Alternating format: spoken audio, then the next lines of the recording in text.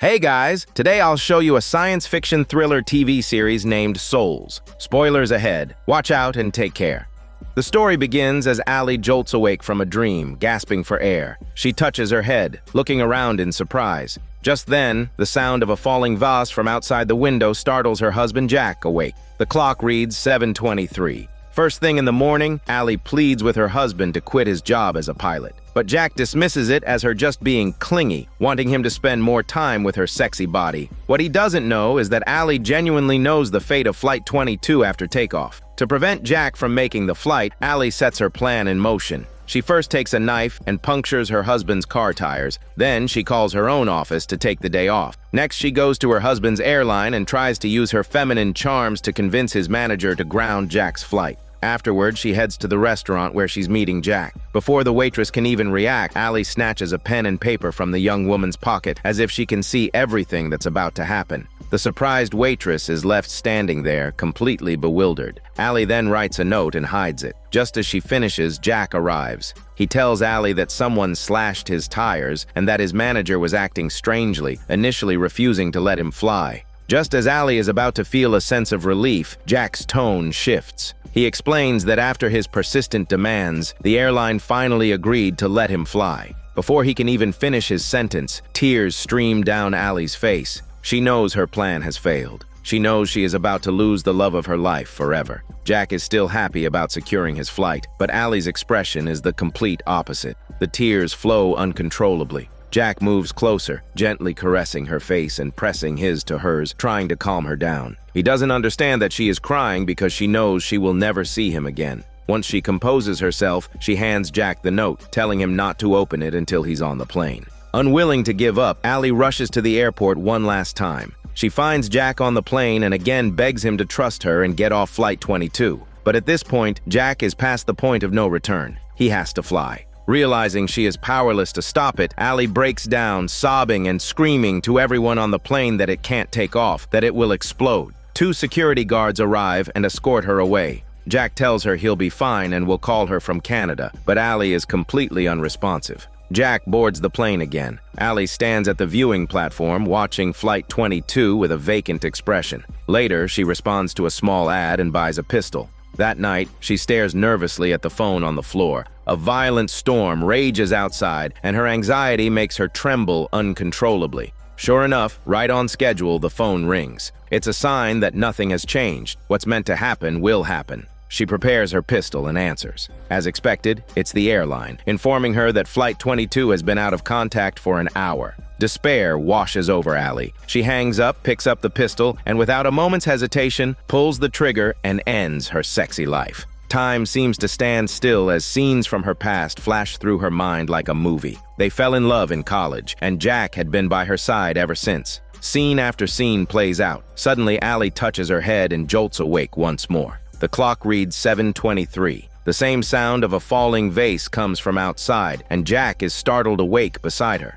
Allie breaks down, realizing she is trapped in a time loop, but the story is far from simple. In the Pacific Ocean, Jack's plane has crashed. The passengers' bodies float in the sea, with Jack's eerily conspicuous, floating upright. On that same stormy night on the other side of Germany, a car crashes into a river. After Hannah and her son Jacob are rescued, everything changes. Jacob's personality suddenly seems much more mature. He's clumsy at bowling, a sport he used to excel at, and only manages to make a shot after a friend gives him some pointers. Though people cheer, his mother already senses something is different about her shitty son. Every night he showers with his clothes on. At school, Jacob looks around at the unfamiliar environment and the people he doesn't know. During a diving lesson, he hesitates. When he finally jumps, something strange happens. Jacob starts spouting nonsense, shouting that everything is doomed to fail. Everyone assumes the boy's mind was affected by the car crash and near drowning. What they don't know is that the moment this child emerged from the water, he was no longer the same boy.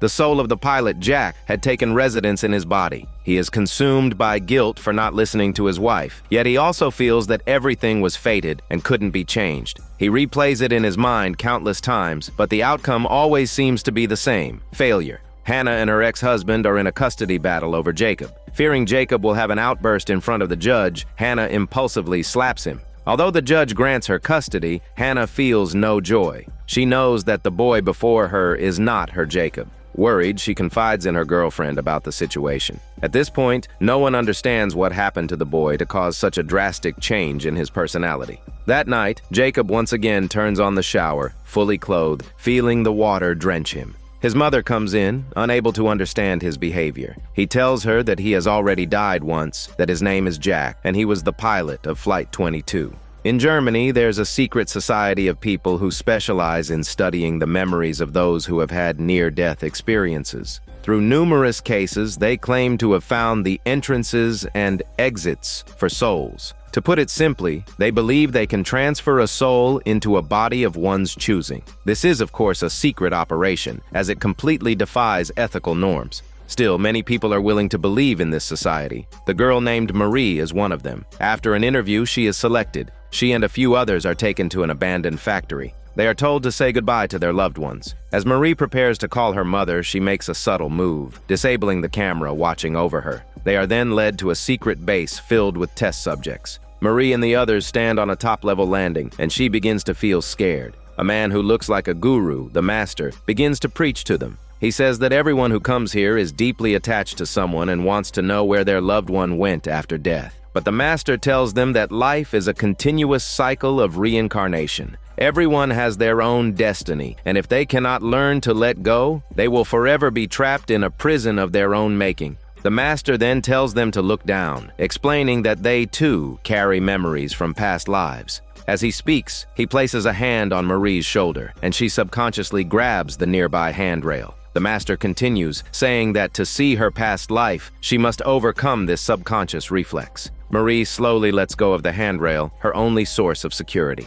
At that moment, the master suddenly asks Marie if she completely trusts him. Trembling nervously, Marie replies that she does. Two people lead Marie away to a private room where she is told to remove all her smelly clothes. Her move with the camera had already aroused suspicion that she was an undercover police officer. The master needs to confirm who she really is. Marie explains she hung up because she hasn't spoken to her family in years, insisting that her name is Marie. The master approaches and asks which relative she is there for, her mother or her child. He is a true master. Before Marie says a word, he has already seen through her. He knows Marie is looking for her mother, who is ill, and that she is terrified of being alone after her mother dies. The master begins to channel a message from Marie's mother, telling her not to feel guilty about the past and to let everything go. When Marie hears her mother's pet name for her, she completely breaks down. The master continues, revealing that Marie has already lived a second life because she once attempted suicide but was saved. No one knew this. The master says it was her mother who saved her. Marie is now utterly convinced of the master's abilities, and her emotions spiral out of control.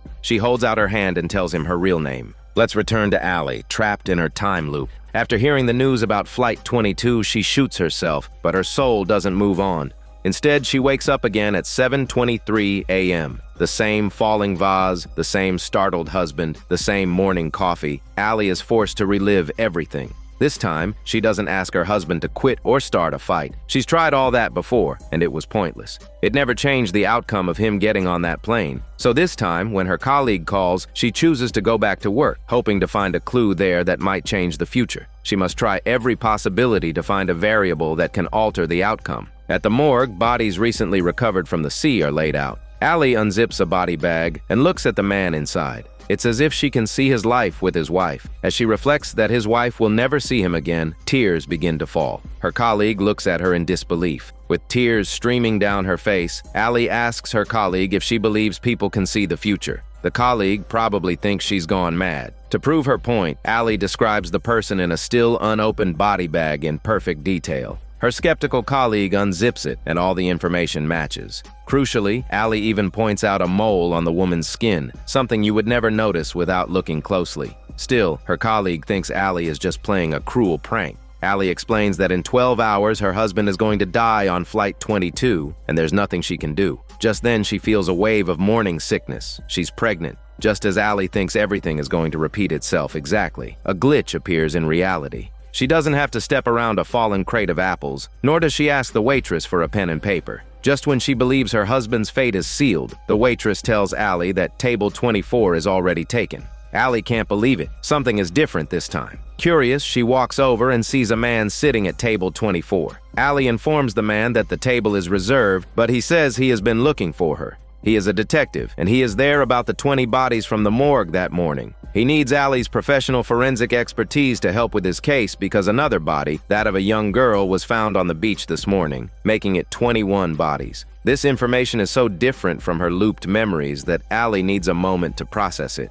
She glances at the door. Her husband, Jack, should have walked in by now, but no one has. Allie decides to go with the detective. However, as she's getting into his car, she changes her mind. She can't bear to miss seeing Jack one last time. As Allie frantically heads back to the restaurant, the detective gives her a strange look, as if he knew she would back out. Because Allie chose the wrong path, she has just given up her only chance to escape the loop. She suddenly realizes that the detective's request to examine the body might have been her way out. She screams in frustration at a crossroads. But who was there to blame? It was her choice, a choice based on her own nature. It seems a person truly cannot break their own cycle. Now, back to Jacob's storyline. The school has created a project about surviving accidents in honor of Jacob's survival. The students are tasked with interviewing local survivors. Jacob is paired with the girl who was in the car crash with him, the one he saved. She looks at him with a sense of gratitude. They visit a cemetery where an old man tells them about surviving a car crash. When he breaks down in tears, Jacob offers him a tissue, which the man declines.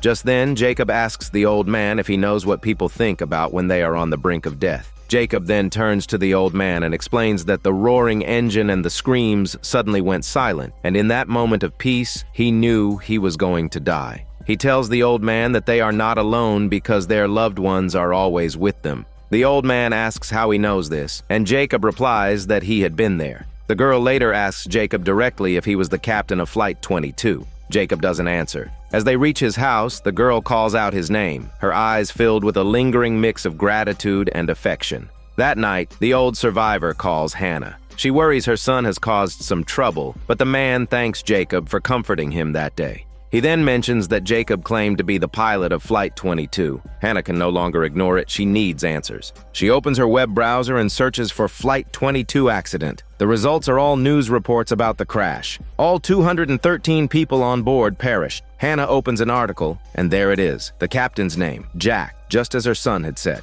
Hannah is completely stunned. In the previous loop, Allie killed herself after hearing about the plane crash. She wakes up again at 7:23. Again, the vase falls, the coffee is made. Allie carefully follows the steps from the day before. When it's time to go to the restaurant, she cautiously asks the waitress if table 24 is occupied. The waitress confirms it is. Allie's spirits lift. She knows she can't mess this up again. But just as the detective invites her to help with the girl's autopsy, another unexpected thing happens. Allie's phone rings. After a moment of struggle, she declines the call and leaves with the detective. The detective takes Allie to the morgue. The room is pitch black. Allie nervously walks down the dark corridor and sees a body lying on a gurney inside a room.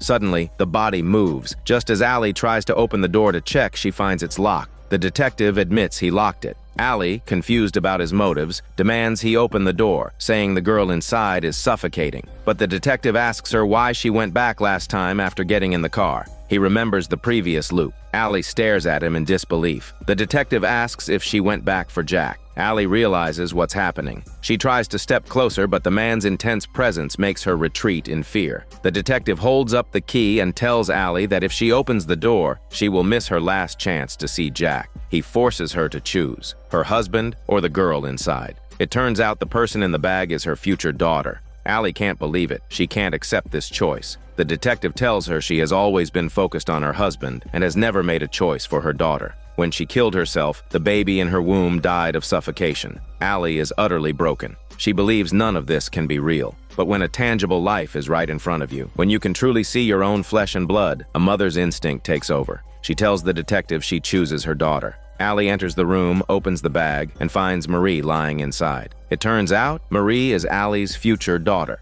The scene shifts. After being completely won over by the master, Marie becomes one of his followers. One day, she is given a task. There is a bird in the ventilation duct of a greenhouse, and she must catch it. After a few tries, Marie grows impatient and throws a tantrum. Just then, the master enters and tells her to be calm, saying that if she finds it too difficult, she can leave. Marie is about to walk away when the master tells her that an old man in their group has terminal cancer, and before he dies, he wants to know if there is an afterlife. If he knew, he could pass on peacefully with his family. The bird is needed for this. Marie is conflicted, wondering if he's telling her to catch it or not, but the master doesn't force her one way or the other. Time flies and soon it's evening. The bird still hasn't appeared. Marie is getting desperate when a bell rings. She's about to get more fresh food when a female staff member comes in and tells Marie something shocking. There is no bird in the vent. The sound was just coming from a speaker. Marie stares at the duct in disbelief, completely stunned. The woman continues, explaining that the old man with cancer doesn't need a bird to find peace.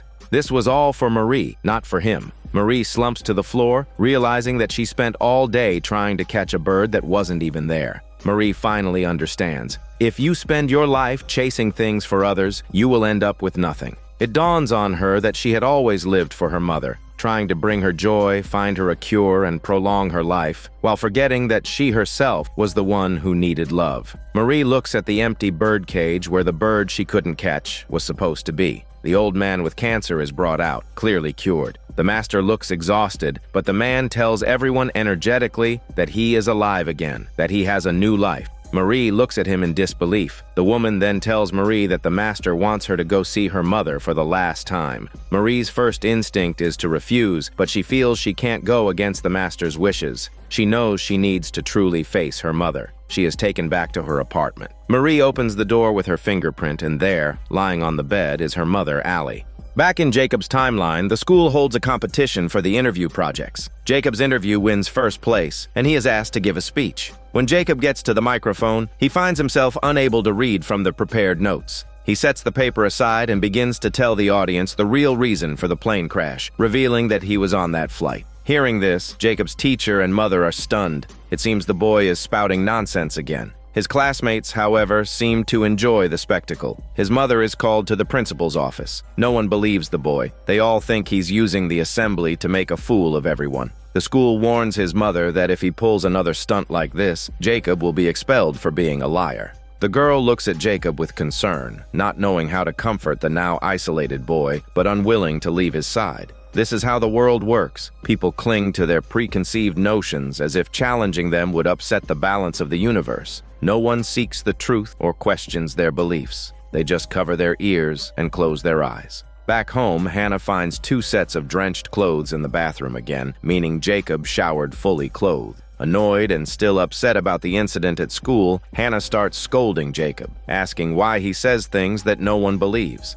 Seeing that his mother doesn't believe him, Jacob heads to his room. But his mother follows him, saying that she believes him. She believes he's a pilot, the captain of Flight 22. She then challenges him, asking where the plane crashed. If he's a pilot, he should know. Jacob looks at his mother, knowing she still doesn't believe his smelly bullshit and that nothing he says will change her mind. He slams the door shut. Just then, Hannah's ex-husband arrives, also because of the incident at school. He is more concerned about how this will make him look to others. But Hannah tells him that ever since the accident, their son has been speaking an unintelligible language in his sleep. Through her research, she discovered it was Swedish. And as Hannah's investigation revealed, the pilot was indeed Swedish. This news shocks her ex-husband. If the boy is lying, can he also lie in his dreams, in a language he's never been exposed to? The truth is, Hannah has known for a while that this is not the same Jacob. No one knows a child better than their mother, but she can't admit it. She knows that accepting his identity as the pilot means losing her son, so she tells her ex-husband that they must do something.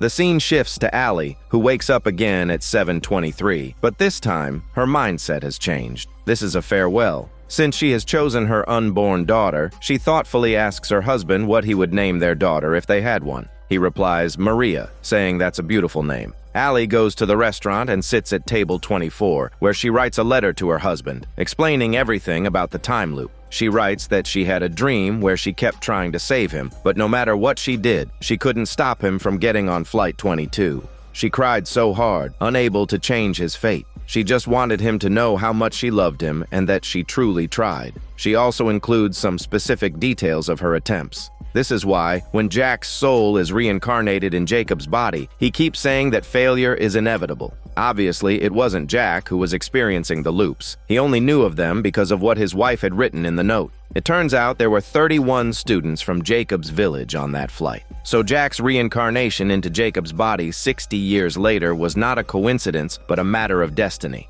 Everything was arranged for a reason. If you are reincarnated, it's because there is a mission for you to complete. Time passes in a flash. Marie is now a grown woman. This was Allie's choice. At this point, Marie is 15. Allie has written a novel based on her own experiences. No one knows it's a true story. Everyone is moved by the love story in the book. The book's title is the same as the series, Souls. During an interview, Allie shares a profound reflection. She says that when she was living in the time loop, every day felt repetitive, yet she lived each one fully and earnestly. After breaking free from the loop, every day feels the same, like she's just a zombie. So she has decided she must learn to live without Jack. When she looks at the photo on the bookshelf again, Allie knows it's time to let go. Marie looks at her mother. Remember this look. Everything she does from now on will be to fulfill one wish, to let her mother see her father one more time. The scene shifts to Marie saying goodbye to her mother. This time, Marie is leaving for good. Her mother is surprised and asks why.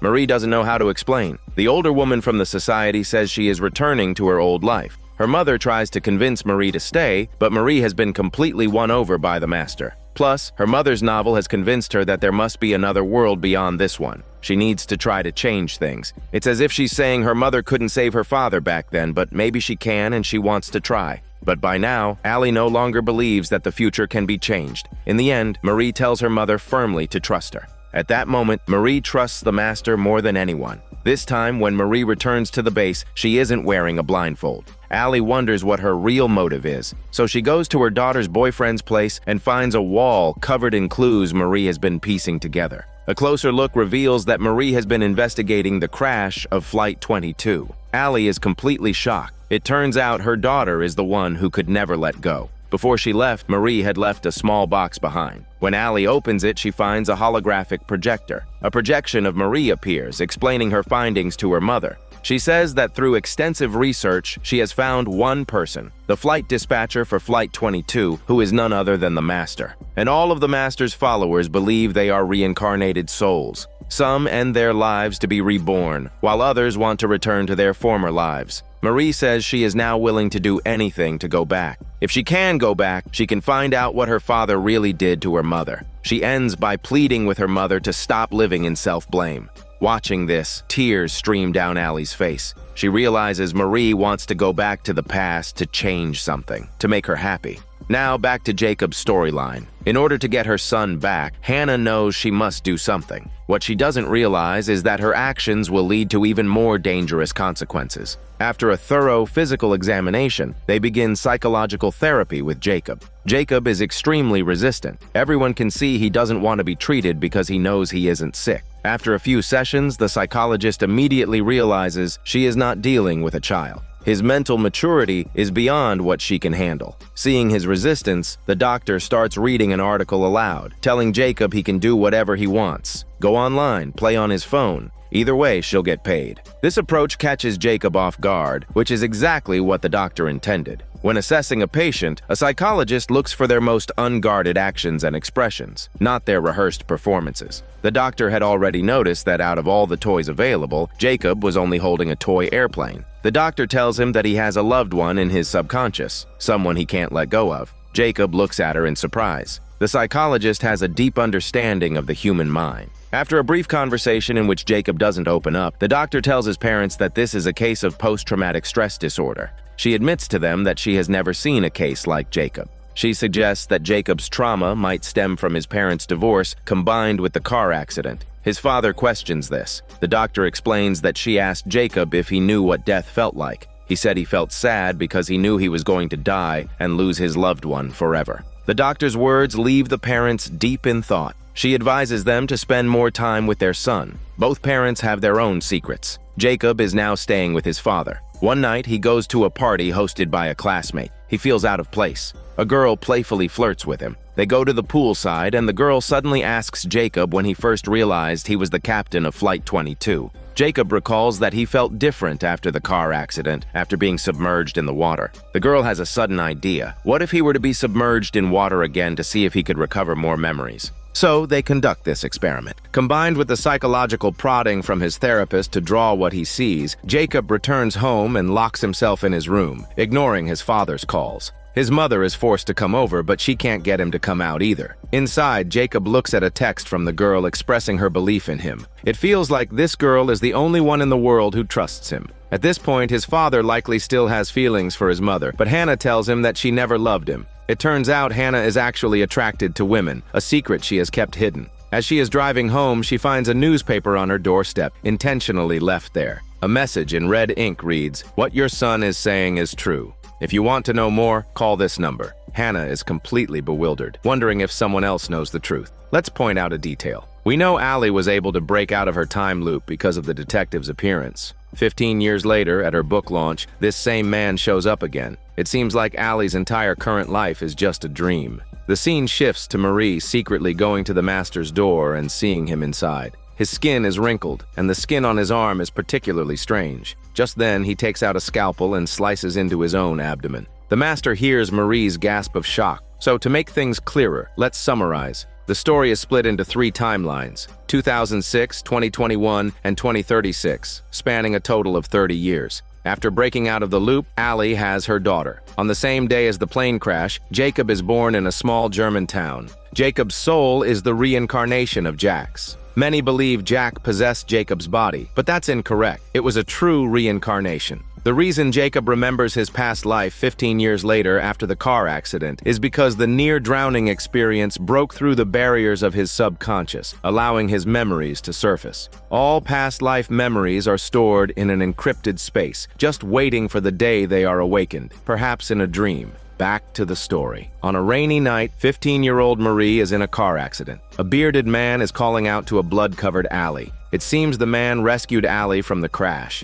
Here's a key detail. The man tells Allie that she has a soul that will never die, and they will meet again. The way he says meet again doesn't sound like he's talking about reincarnation. He's talking about Allie's soul looping through time. This confirms that this man is also living in a time loop and has his memories intact. A reincarnated person has no memory, so meeting someone from a past life is nearly impossible, and if it does happen, it's usually to repay a karmic debt. At the hospital, the man does something strange. He steals a scalpel and tries to cut his own arm. Just then, Marie appears and sees everything. She doesn't understand what the man showed her mother. The man just explains that they are all free, repeating it twice, which is no answer at all. This is why Marie later seeks out the master, to find out what he showed her mother that made her choose suicide. When she goes back to check on her mother, Allie has taken her own life again, whispering in her daughter's ear that she's going back to her father. The man who left was the master. It turns out he needs to inflict pain on himself to break through the barrier and channel these visions.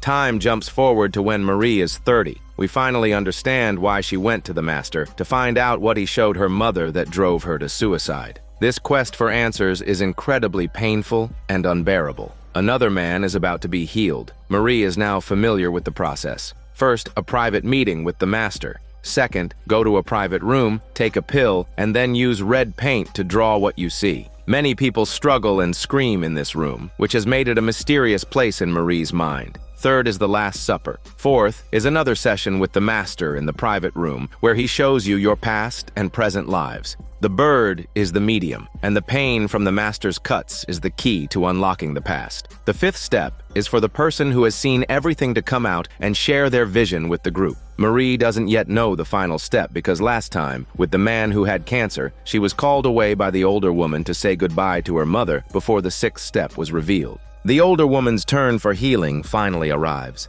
That night, Marie takes out the bracelet she brought from her mother's place to check her mother's heart rate. She has always been worried about her, so she secretly kept the bracelet that monitors her vitals. But the older woman finds it. She tells Marie that everyone has secrets, and she won't report her. She also has many notebooks of her own. Marie sees the thick stack of notes on the floor and realizes how seriously the woman is studying. The woman tells Marie she is very excited to go back to the past. She doesn't say who she wants to see, but her face is full of anticipation. She truly believes in the master. The next morning, the older woman is gone. She has already completed the second step, drawing a single dot in the private room. Marie sees her at the Last Supper in the third step. Later, while tending to the plants in the greenhouse, Marie approaches the master and asks if the woman will be able to return to the past after her treatment. The master says yes and answers Marie's unspoken question, that he will show her all the experiences of her soul. How she chooses to proceed is up to her. After this conversation, Marie finds a tooth in the soil while gardening. She suddenly understands the sixth step. It's death. Just like her mother, Allie, she has to commit suicide to return to the past.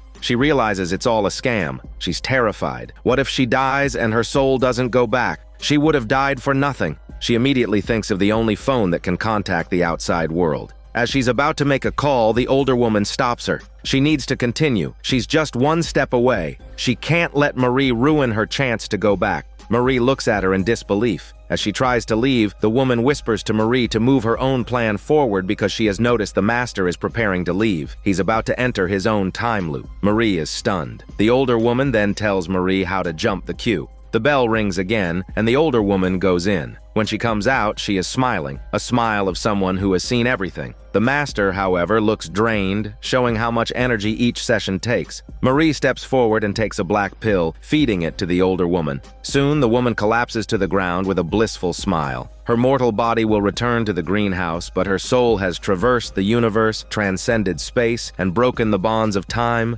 She is finally free. No one knows if the older woman truly went back to the past. The only thing that changes is the memory of the soul. So, the moment the older woman died, the world Marie was in continued to exist. The woman's return to the past was simply a different life in a parallel universe. Back in the town of Bush, Hannah comes home to find the newspaper with the red-inked message on her doorstep, which reads what her son is saying is true. If you want to know more, call this number. The next day, after discussing it with her girlfriend, Hannah decides to tell Jacob. Of course, Jacob wants to know the truth. He calls the girl who trusts him, and they prepare. A man in a wheelchair with a full beard appeared. It's the master. At this point, the master's abilities are just beginning to awaken. The first person to see their past and present lives through him was Allie. The person who will truly make the master who he is will be the boy standing before him now, Jacob. At this point, the master is partially paralyzed, and his hands tremble more each day. He is in this state because he has been living with the guilt of his conscience. From his story, we learn that 15 years ago, the master was a flight dispatcher for the airline. He failed to accurately relay information to the pilot, so he believes he is responsible for the crash. However, the company devised a perfect cover-up, blaming the crash on two hijackers to absolve themselves of any legal responsibility. When the master asked about the black box, the airline claimed it was damaged and couldn't be recovered, closing the investigation.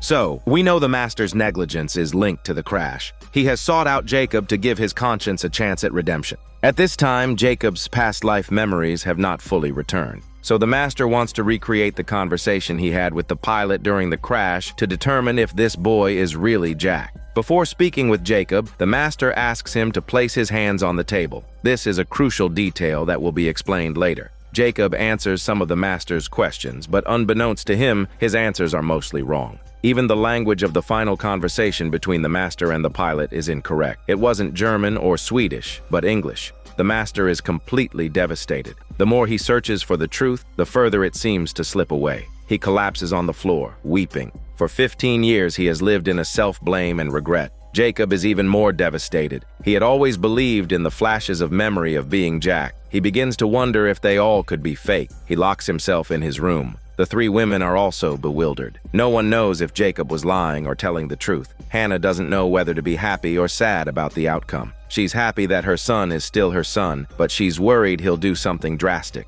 She waits by his door, waiting for her son to come back. That night, Jacob comes out of the house. He stands in the middle of the road looking up at the vast night sky. It's all over. Jacob knows he's a joke. He took a random image from his mind and believed it was his own experience. He cries and hugs his mother, apologizing. It's a raw, heart-wrenching cry. His mother knows her son has finally come back. She holds her son, whom she thought she had lost, and cherishes him even more. But she doesn't know that some things, once they start to grow, must bear fruit. Tragedy is looming over their family. Jacob goes to school, and the first thing he does is find the girl. He wants to know why he lied, where his answers came from. The girl says she doesn't care who he is. She just wants them to hang out like they used to. Jacob asks her to keep yesterday's events a secret. The girl then asks if he thinks he's Jacob or Jack now. He replies he's Jacob. The boy chooses to be Jacob again. He completely transforms around his parents, affectionately calling them Mom and Dad, as if everything is back to normal.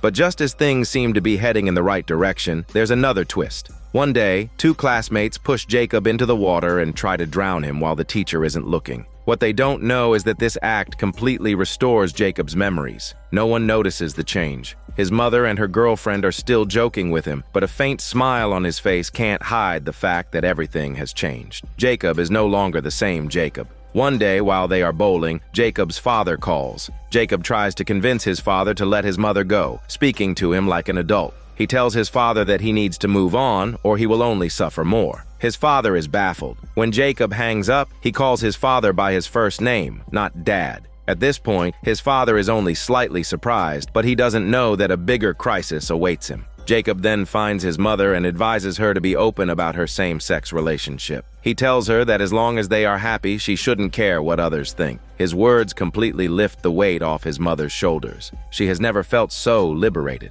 The feeling of being shackled is finally gone. She bowls a perfect strike, and the whole alley erupts in cheers. Hannah and her girlfriend open up to each other and share a passionate but smelly kiss. Jacob intentionally captures this moment on camera and sends it to his father. When his father sees the photo, he finally understands what has been standing in the way of his marriage. An evil plan begins to form in his mind. The girl finds Jacob, and he finally tells her that all his memories as Jack have returned, thanks to the two classmates who pushed him into the water. He tells her that he remembers everything now. The girl looks at him in disbelief, without a hint of excitement. We all know what she's worried about. She's afraid of losing Jacob from her life, a feeling of helplessness in her eyes. The scene shifts to the morgue where Marie weeps over her mother's body, saying it's all over. Her mother lies there, lifeless. Marie lies down next to her mother's body in despair and falls asleep. A pool of blood seeps out from under the body, growing larger and larger, surrounding Marie. The scene changes, and we see that Marie is actually lying in a pool of red paint. The previous scene was all a dream.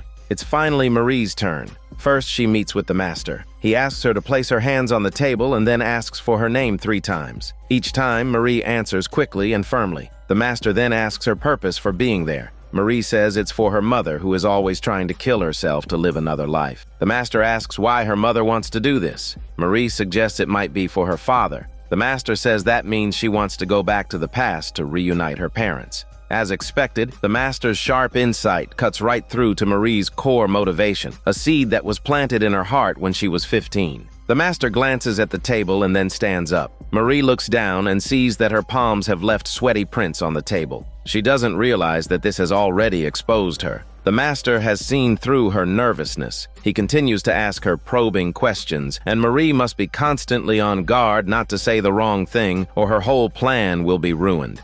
Next, she goes to the private room. After taking the pill, she secretly makes herself vomit it up after the attendant leaves. Just then, the master comes in. He takes off his shirt, revealing his scarred skin, which terrifies Marie. The master already knows about her little tricks and warns her that they are running out of time. Marie is furious and decides she must go all in. She plans to burn her mother's heart rate bracelet. The number on the bracelet reads 49, meaning her mother is in critical condition. She hesitates, wondering if she should abandon her plan now and go back to her mother, or if she should continue to trust the master, take the pill, and see what happens. After a moment of struggle, she makes her choice. Instantly, the room's scenery begins to change. Marie feels the pressure of the ocean. A plane is crashing towards her. A strange voice whispers in her ear, telling her not to be angry with him anymore. Marie knows this is all the effect of the drug, a hallucination. But the sound of footsteps and the man's voice are real. The man continues, saying he wanted her mother to get proper treatment and stop trying to go back and change the past.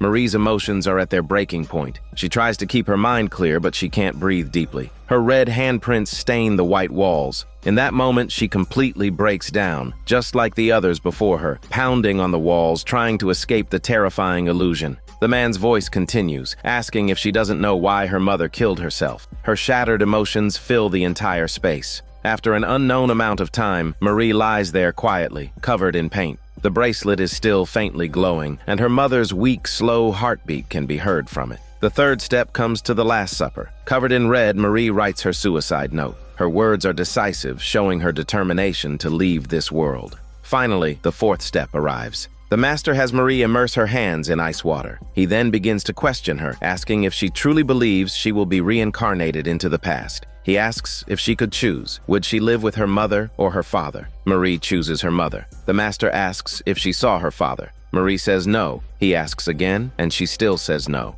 Marie breaks down completely, trying to pull away, but the master forces her hands back into the ice water. To her shock, the master repeats the words her father said to her in the private room, telling her to let go. When the master asks again if she saw her father, Marie finally admits it, saying she wants to enter the loop to be with her father because she is afraid of being alone. The master finally shows a satisfied smile. As he lets go of Marie's hands, he is visibly exhausted and begins to tremble. Marie, too, seems to suddenly understand everything. She lets out a deep breath, as if a heavy stone has been lifted from her heart. The weight had been oppressing and binding her all this time. The moment she let go, she finally saw that life could be so beautiful. She realized that all her defenses were just shackles. It's like standing on a cliff, always trying to grab a handrail for security, forgetting that the handrail itself is the veil that prevents you from seeing the truth, always clouding your vision. Just as they are about to begin the final step that night, the German special forces raid the facility. People scatter in panic. Marie grabs her notes and the bracelet, wanting to find the master.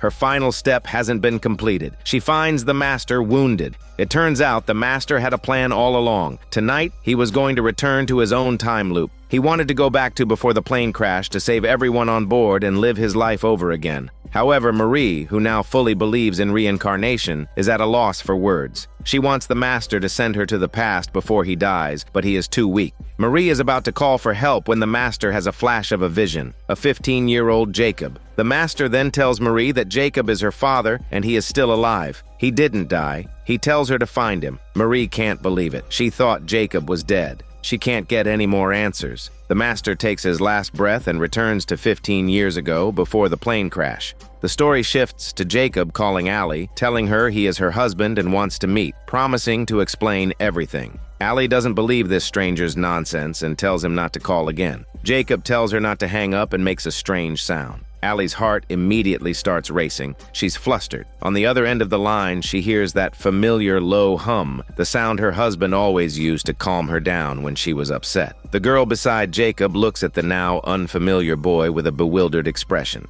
And so the fates of these four people will intersect again 15 years later. Before, when Marie was about to proceed to the final step of death, the master left, but not before telling her that Jacob was her father and that she should find him. But in Marie's memory, Jacob is dead. Why is there such a huge discrepancy in their memories? What really happened when she was 15? Time returns to 2021, 15 years after the plane crash. A call from a stranger claiming to be her husband. No one would believe it. Anyone would assume it's a prank, but Allie is confused. She's lost in her memories, her body trembling uncontrollably, because that humming sound is something only they would know. A text from Jacob follows, asking if she wants to meet. The choice of whether to pursue the truth becomes Allie's biggest struggle. She calls the detective, the man who helped her break out of the loop. This man has always been an enigma. As always, he tells Allie the choice is hers, just like when he made her choose between her husband and her daughter. The detective notes that she hasn't changed. She still can't let go of her husband, and now her daughter is following the same path. Hearing about her daughter makes Allie emotional. She tells the detective she doesn't need his psychoanalysis, just his advice.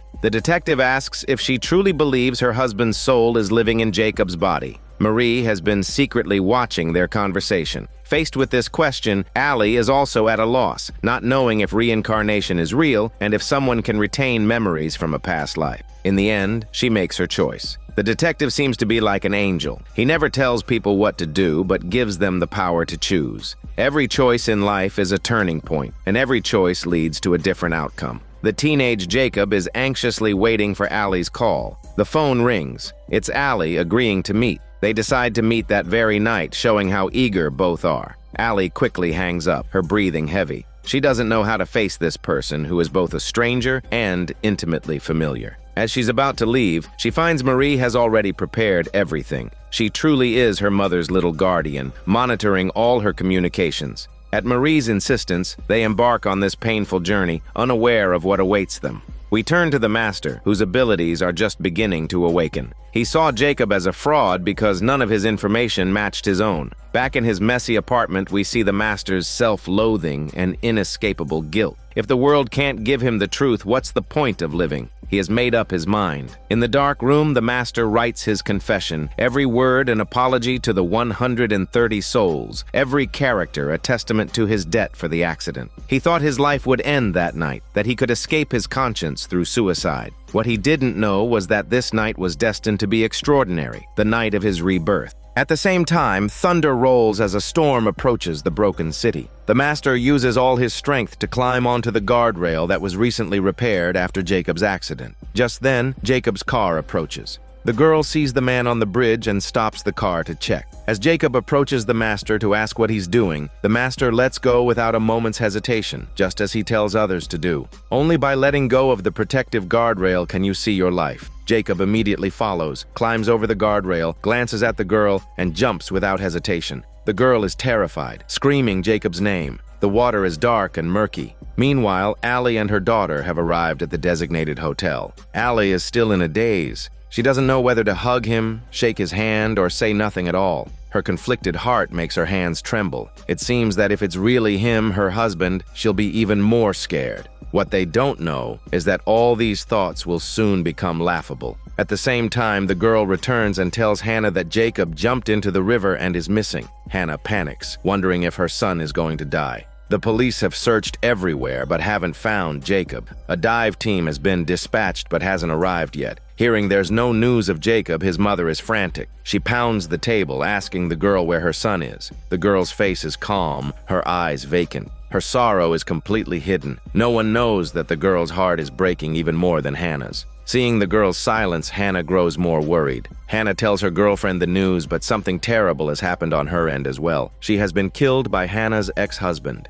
Allie, too, is destined not to meet her loved one. There's no response from Jacob's phone. Allie stares at her phone. The husband she lost, found, and lost again is not coming back to her. When Hannah finds her lover lying in a pool of blood, she completely breaks down. Let's explain why there is a scene where Hannah's ex-husband commits murder at the end of the series. The ex-husband married a lesbian. He had a cold marriage filled with disdainful looks, contemptuous words, and emotional distance. At some point, this man developed a sense of inferiority and weakness, just trying to hold his broken family together. Divorce was inevitable, but even in the end, this man never learned that letting go was the right choice. The main theme of Souls is letting go. Allie's obsession with her husband trapped her in a time loop. Her daughter's obsession with her mother's happiness trapped her in a cycle of living for her mother, a life of pain. The Master was trapped in his remorse over the crash of Flight 22, unable to forgive himself. Every character in the series is trapped by their own attachments, desperately holding on to things they are destined to lose.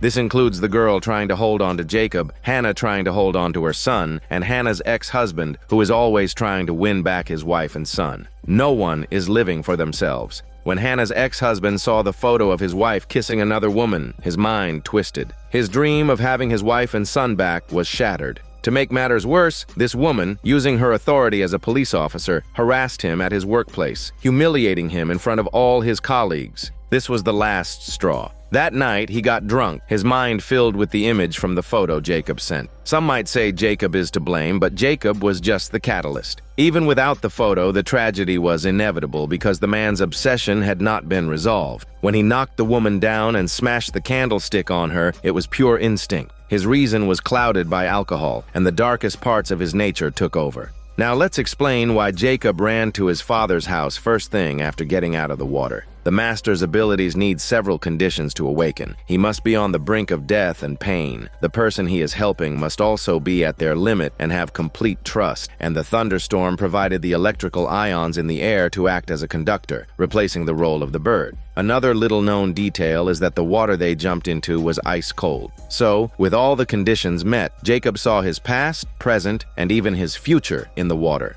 If Jacob can remember the past, is it possible he can also see the future? So after he saved the Master, he saw everything clearly. If he chose to go back to Allie now, Jacob's parents would face a complete tragedy. His mother would be devastated, and his father's fate had already been sealed by the photo Jacob sent. The outcome was irreversible, so he couldn't let this tragedy happen. And even if he reunited with Allie, they couldn't really be happy since a 45-year-old woman and a 15-year-old boy can't be in love living together. Jacob saw it all in that moment in the water. It was all meaningless. That's why, when Marie summoned her father in the private room, his soul told her to let him go. Jacob saw the outcome, so his first priority was to save the master, a man he had felt guilty about for a lifetime. He told him that he was the pilot of Flight 22 and recounted the details of their last conversation, which only the two of them knew. The master was completely convinced. Jacob's comforting gestures also returned. This was the true beginning of the master's journey. From that moment on, he dedicated his life to helping 130 souls transcend. His newfound faith gave him strength, and he was able to stand again. This is the power of belief.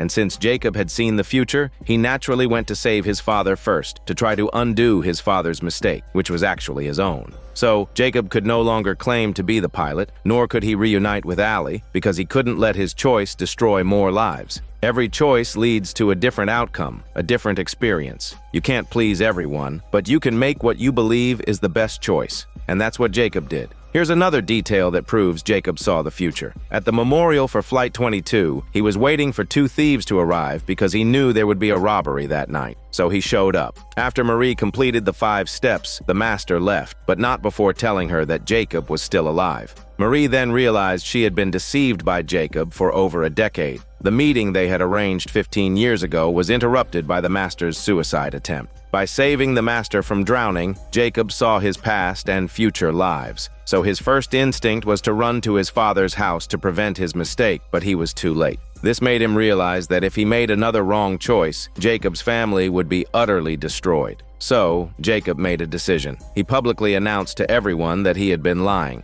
But Allie, who was in the audience, refused to accept it. The soul of her husband, which she had searched for so long, was just gone like that. But no matter how much she questioned him, Jacob calmly refused to acknowledge her. At that point, everyone believed the boy was just a liar playing games with them. To make Allie forget him completely, Jacob spread the news of his own death so they would stop bothering Hannah's family. Marie had always believed Jacob was really dead, so she never looked for him all these years. Now, 15 years later, the desire to find the truth has been reignited. She goes back to her mother, wanting to tell her what she knows, but she's afraid her mother's fragile heart can't handle it. She thinks about writing a letter to her mother and then leaving to find Jacob herself, but she gives up on that idea. Seeing her mother's weak heart, she's afraid the shock of her leaving would be too much. So, she burns the letter she wrote. She then thinks of the detective. The only way she can leave with peace of mind is to tell the detective the truth and ask him to look after her ailing mother. Marie's greatest wish is for her mother and father to see each other again.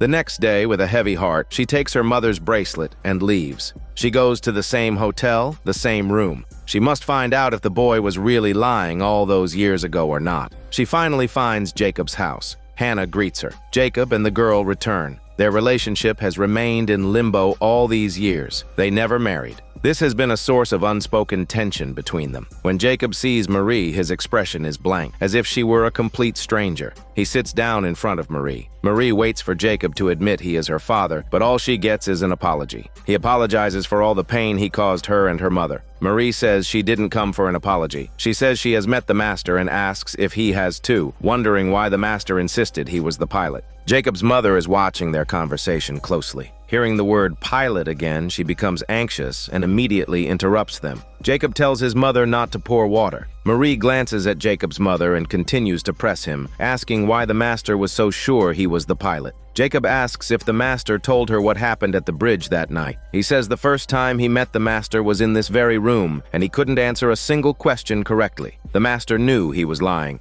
At this point, Jacob places his hands on the table and asks if she wants to know if her father's soul is living in his body. He then answers his own question, saying he is not her father, that it was all just a dream. Marie can't hold back her emotions anymore. She starts to cry. The truth she had been searching for 30 years, just when she thought it was within her grasp, has turned into nothing. Jacob offers her a sincere apology. At that moment, his mother reminds Jacob that his girlfriend is waiting for him outside. Jacob invites Marie to his birthday party at the bowling alley. The invitation is so casual, as if he's not trying to avoid her at all. Marie manages a polite smile. As she's about to leave, Jacob says he hopes her mother gets the treatment she needs. Marie nods. As she walks out the door, she is still in a daze. As she drives back to Berlin, she can't shake the feeling that something is not right. Meanwhile, Jacob is listening to his girlfriend sing him a birthday song. 30 years ago, on this very day, the plane crashed into the sea. On that same night, Jacob was born in this fated town. Now, 30 years later, Jacob has been the guardian of this broken town. The entire village has come to celebrate. At the same time, Marie suddenly remembers something. The master had asked her to put her hands on the table during their conversation. He had judged that she was lying based on her sweaty palms. And just now, Jacob's palms were also covered in sweat, indicating that Jacob could have been lying too. As soon as this thought crosses her mind, she immediately turns the car around. The bracelet now reads 41. The moment Marie sees Jacob, she says bluntly that she doesn't believe it was just a dream. He can fool anyone else, but he can't fool her. His girlfriend nervously comes over and leads Marie outside. But just before she was pulled away, Marie slipped her mother's bracelet into Jacob's hand. Jacob looks at the bracelet, lost in thought. That night, Hannah takes her son to the bridge where the accident happened. She wants him to stop hiding because she has seen that he hasn't been happy all these years. Even though Jacob chose her, he wasn't happy, always running from the truth. Jacob is flustered. As he speaks, tears start to fall. He holds up the bracelet and says Allie is dying. The bracelet's number is 40, so they make a decision. As Jacob boards a plane again, and as it trembles during takeoff, all the memories come flooding back. That night, 130 lives were lost with him in the ocean. He really is the pilot Jack. When Jacob, with his mother, walks into Allie's hospital room, it is October 31st, 2036. On October 31st, 2006, the plane crashed. On October 31st, 2021, the car crashed into the river. Today, he has come to see her. After a 30-year search, a 30-year wait, when Allie hears the words from the note she wrote that day, she knows her husband has returned. Allie cries tears of contentment. At that moment, Allie looks at Marie, and Jacob looks at Marie. A light flashes in Marie's memory. The scene shifts, and Marie is in the master's room. It turns out this was all part of Marie's vision. Everything has returned to the very beginning. Marie's wish, planted when she was 15 for her mother and father to meet again, has come true. This was Marie's ritual, and in the moment Allie takes her last breath, the scene shifts again. Allie jolts awake from her dream. The clock reads 7:23. The sound of a falling vase is heard again. This time she doesn't touch her head. Her loop has begun again.